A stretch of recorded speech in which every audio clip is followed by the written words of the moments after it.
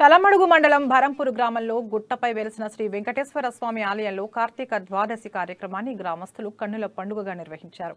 ఆలయంలో భక్తులు ప్రత్యేక పూజలు నిర్వహించారు. అనంతరం అన్నదాన కార్యక్రమం ఏర్పాటు చేశారు. ఈ కార్యక్రమంలో భక్తులు, గ్రామస్తులు పాల్గొన్నారు.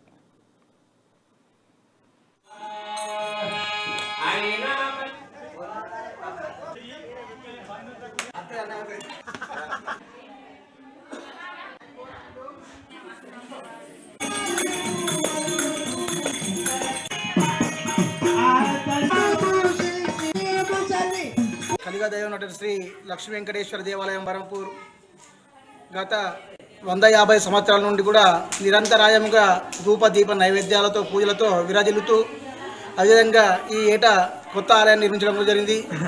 విధంగా ఈ కార్తీక మాసంలో ప్రతి ఏటా కూడా స్వామివారి యొక్క కార్తీక ద్వాదశి కార్యక్రమం అనేది గ్రామస్తులు గతంలో నుండి కూడా ప్రతి ఏటా కూడా నిర్వహించడం జరిగేది.